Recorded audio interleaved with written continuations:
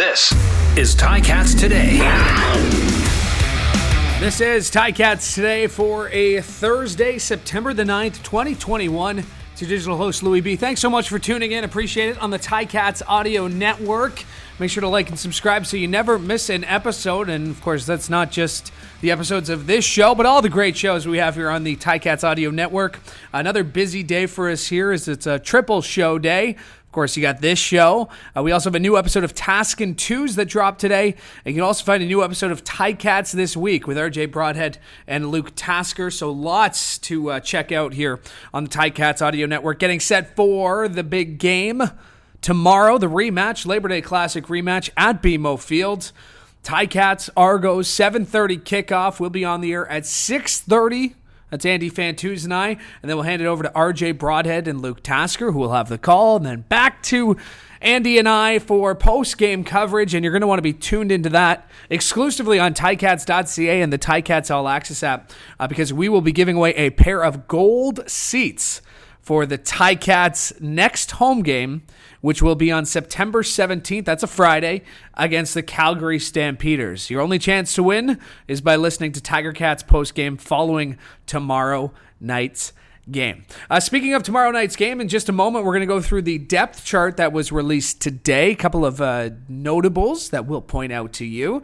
We're also going to hear from Coach Orlando Steinauer. We'll hear from Dane Evans, the quarterback of the Ticats, and we'll also hear from Jumal Rolle, who's having just an absolutely fantastic season. Also today, the CFL announced 10 players. Well, the teams announced, but the CFL has released 10 players from each team's negotiation list. So the full list is over at CFL.ca. You can go check it out. Of course, the negotiation list, such an important part of this league. And later on in the show, we'll be joined by the Senior Director of Player Personnel and Co-Manager of Football Operations, Shawn Burke. We'll discuss, of course, the negotiation list itself, in case you have some questions about it. And we'll also highlight a couple of the names on the list who could possibly one day play up here in Hamilton. A lot of players who come from the States, that's kind of how they get their start, is on the negotiation list. You know, Julian Houser, Jumal Rolle, Tim White, all these guys, Stephen Dunbar Jr., all these guys that come up from the States usually start on the negotiation list. So we'll talk to Shawn Burke about that coming up on the show. Speaking of Stephen Dunbar Jr. and Tim White and Pappy White, let's go into the depth chart as it was released today by the Ticats ahead of tomorrow's game at BMO Field in Toronto. And a couple of changes. Let's start on defense. The defensive line staying the same. Jagarrett Davis, Teddy Laurent, Dylan Wynn, Julian Houser. In the middle, no changes. Fifth game in a row, Simone Lawrence, Jovan Santos Knox, and Cameron Kelly. And then one change on the secondary. A couple of changes if you want to look at it positional-wise. But from left to right, Jumal Rolle, Cariel Brooks, Tunde Adeleke in the middle. Frankie Williams moves from cornerback to half. And Channing Stribling makes his return to the lineup. He is in because Ciante Evans is out. Ciante Evans on the one-game injured list, unavailable for the Ticats in tomorrow night's game. And also, Ticats going with 8 linebackers. You got Beverett, Fry Jr., Cross, Feltmate, and Newton all backing up those linebackers. Let's flip to the offense. And minimal changes, but a pretty big one. As Brandon Banks, the reigning most outstanding player in the CFL, he is out for this one. He's on the one-game injured list. So Pappy White will draw back into the lineup. This is his second start of the season. The rest of the receiving core staying the same. From left to right, you got Dunbar Jr. out wide. Jalen Acklin at the slot. Tim White getting another start at slot back. Mentioned Pappy White. And David Ungerer III coming off his first career CFL touchdown on Monday, getting his 5th straight start at wide receiver. And that's about it for changes up front. Offensive line stays the same. You got Okafor, Revenberg, Sirocco, Yarbrough, and Murray lining up left to right. Up the middle, Dane Evans getting the start again. No Jeremiah Masoli for the second straight week, so David Watford will back him up. And at running back, Sean Thomas Erlington, Jackson Bennett, and Malik Irons. So another change is we have Don Jackson out on the one-game injured list, but at fullback, Nikola Kalinic and Felix Garan-Gauthier lining up at fullback. And then on special teams, Domagala, Whitford handling the kicking duties, Gordon White, the long snapper, and Frankie Williams listed as the lead kick returner and punt returner, but Pappy White listed there as well. So that's how the Ticats will line up against the Toronto Argonauts. And interesting note earlier on the Coach O show with Luke Tasker on the Ticats audio network, it really stood out to me as Coach O had mentioned that it was a 10-4 game. He kind of felt like it was a tie game. And I had to ask that, after watching kind of the tape throughout the week and analyzing what had happened in the game, whether he thought the game was maybe a little bit closer than the score had indicated. Here's what he had to say after practice. Well, that's not a huge lead in my opinion. That's why I made mention of 0-0. And it doesn't really matter looking back whether we thought we could have had 20 points at that point or not. The reality was it was 10-4, which is in this league is 0-0. That's just a temporary lead right there. So in looking back, we don't really look at it from the aspect of what could have happened. We like to deal with what was, and then we try to fix those things and be better the next week. Well, in one day, I saw guys that were working through soreness and things like that, and not letting it affect the little bit of time that we were out on that field trying to improve ourselves. So I'm very encouraged by their attitude and their mental makeup on their willingness to want to get on the field and do just a little bit and get moving. Well, yeah, that part of it is nice, but it'll be far from a home game for us. That's for sure. They're going to be ready to go. It's one game. Nobody made the playoffs last week. Nobody missed the playoffs. We all know that it's an important game, but every game's important. So we're just focused on this one. It is nice to be able to sleep at home, but there is something to be said for road trips too and bonding. And I think even though we were on the wrong side of the scoreboard on those two games early on the road, and even though we won, the game in Montreal, there's something to be said when you can get your group of people together on the road and bond a little bit. But there is also something to be said for being at home and the comforts of that. That is the head coach of the Hamilton Tiger Cats, Orlando Steinauer, as he spoke after practice today. And getting set for the Toronto Argonauts. And it's got to be a little bit easier, not having to hop on a plane, getting to sleep in your own bed, go through your regular game day routine.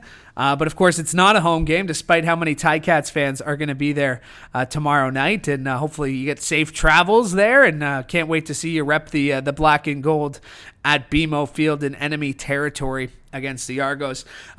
Dane Evans, for the second week in a row, had an efficient game, turnover-free.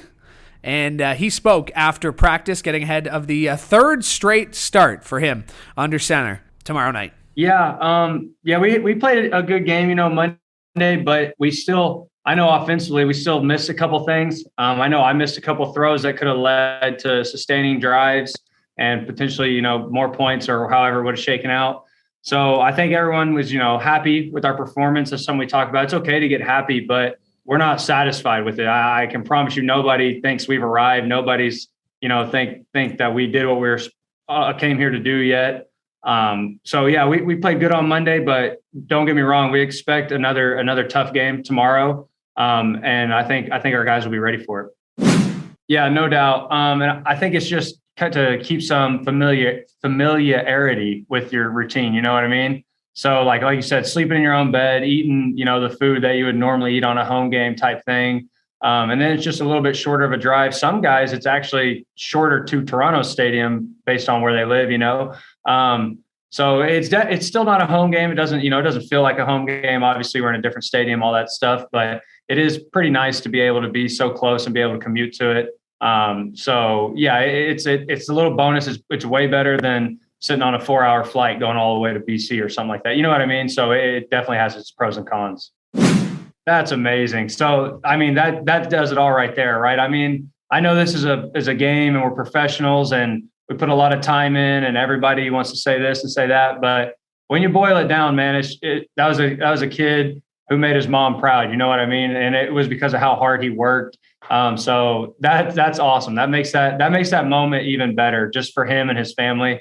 And I'm happy I was just a small part of that. So hopefully we can get him another one this week and see if they travel to Toronto and he can point up again. So I'm excited about that. That is Dane Evans as he spoke after walkthrough today, making his third straight start of the season. And of course, he is 2-0.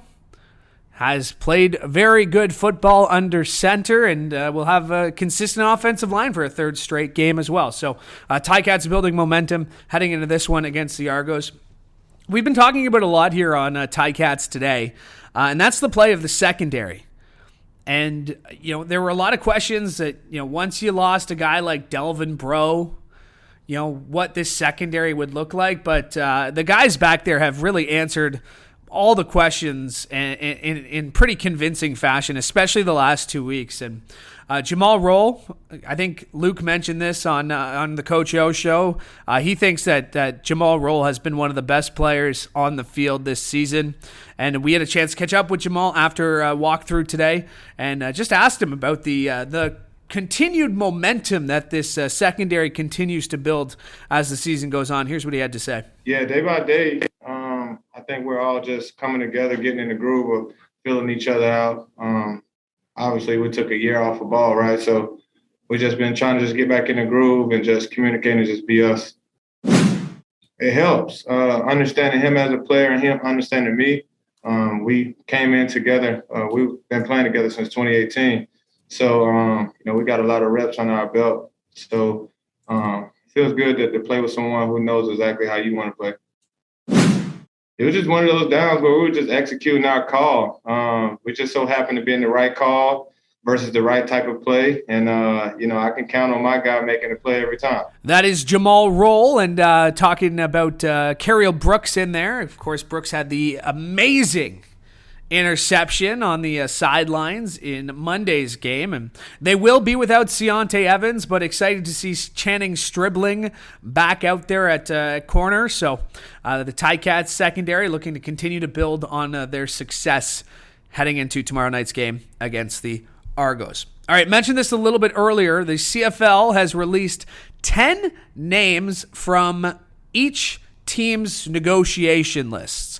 And, of course, we understand that the negotiation list is such an important part of the CFL and building your rosters. And we mentioned, Jumal Rolle, we just heard from him. He was once on the negotiation list of the Ticats. Julian Houser, Stephen Dunbar Jr., Tim White.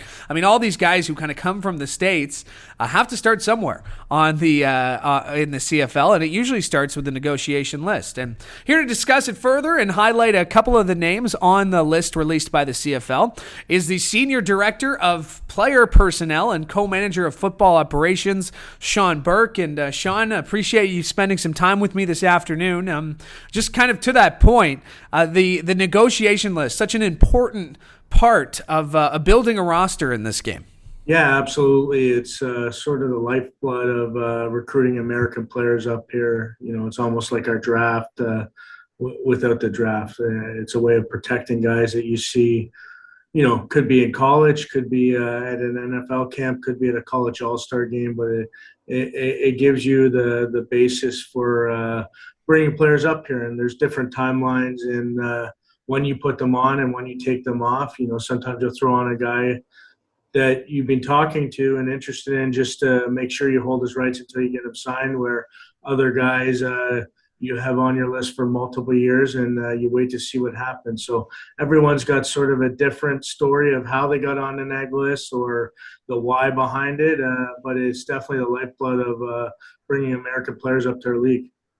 And you've obviously had some success with getting players here that have been on your negotiation list in past years, including Jumal Rolle, who I think is just having an all-star-like season. Julian Houser, who's such a stud on that defensive line for you. How do those kind of negotiations work to get these guys up here?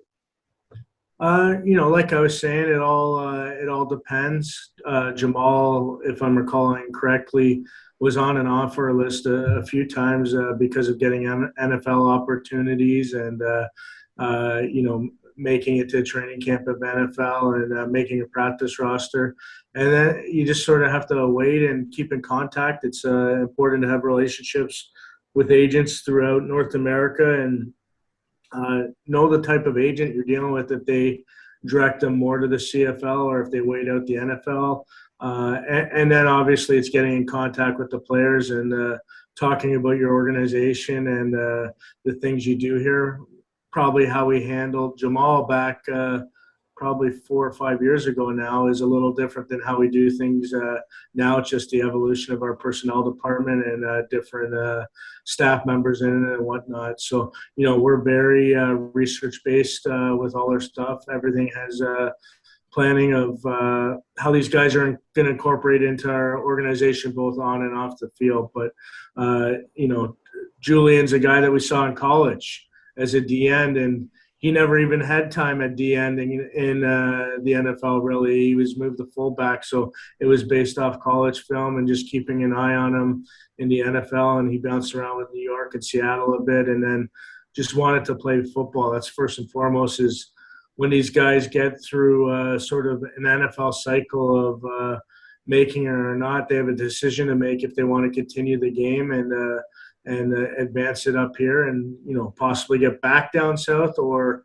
for those two guys, as an example, carve out a career up here. Or a lot of guys that you put on the list, once they get that last release from the NFL, that's the closure they need to move on to the next chapter. So, when you're looking at a percentage of guys you put on a neg list a season, it's not every guy that ever ends up here. It's you're doing the research on these guys to see if they will come up here, and sometimes it works out and sometimes it doesn't. Well said. Let's take a look at the 10 names that have been released this week. We don't want to go through all of them here, but let's highlight a couple. 5 quarterbacks, and among them, Jamie Newman out of Georgia. What do you like about him? Yeah, Jamie, had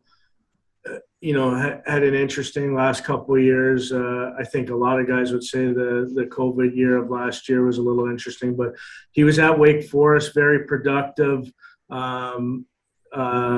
Got in when Sam Hartman got hurt there, who's ironically another guy in our neg list.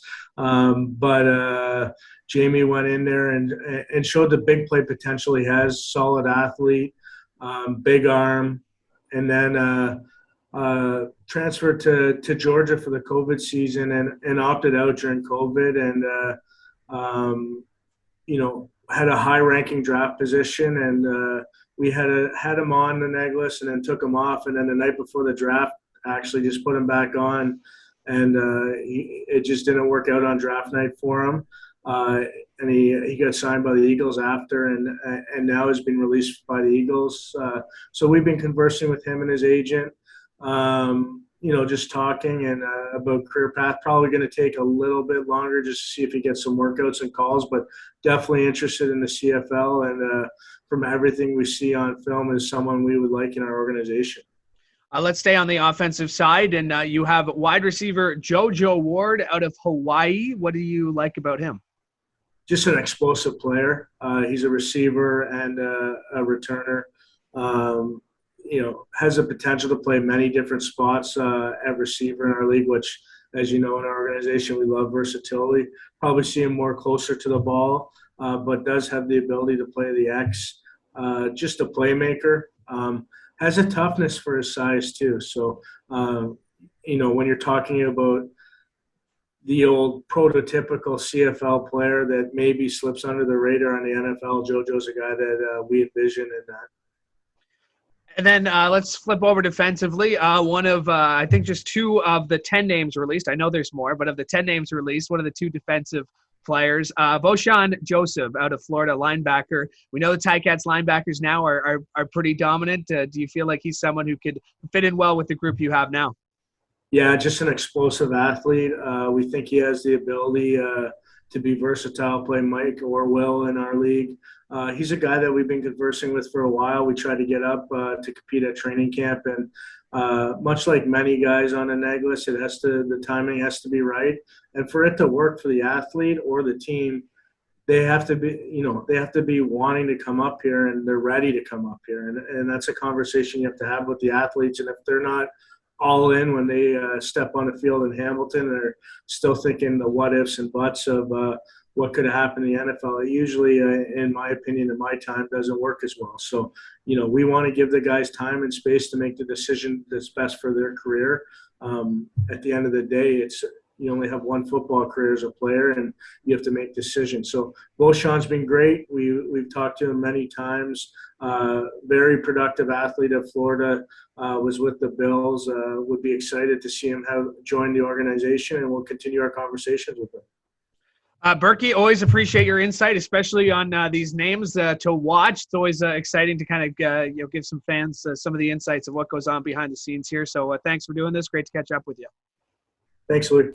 That is Shawn Burke, the Senior Director of Player Personnel and Co-Manager of Football Operations for your Hamilton Tiger Cats, and always appreciate catching up with him. And the full 10 players available, you can go check them out, CFL.ca. You can check out the Ticats 10 players. You can check out other teams' 10 players, but 10 players from each team kind of released, the names released as the negotiation list. Just a little more transparency in this league, and you got to appreciate a league that's taking the lead on certain aspects like that. All right, that'll do it for us here on Ticats today. Make sure to check out our other great shows on the Ticats Audio Network that launched earlier this week, that launched today. And make sure to like and subscribe wherever you get your podcasts so you never miss an episode of this show or any other show as well. Join us tomorrow for a special game day edition of Ticats Today. I'll be joined by Andy Fantuz, getting you set for tomorrow night's broadcast. And be sure to be listening at 6:30 as we go on the air on the Ticats Audio Network for the Game 6 of the season. Can't believe it. Already Game 6 of the season for the Hamilton Tiger Cats. Thanks for tuning in today. We're back tomorrow a little bit earlier as it's a special game day edition. But thanks for tuning in today. Appreciate it. Always do. Make sure to like us, subscribe. You can hit me up on Twitter at @LouieB_TV. For the Ticats Audio Network, I'm Louie B. Hoping you have a great day.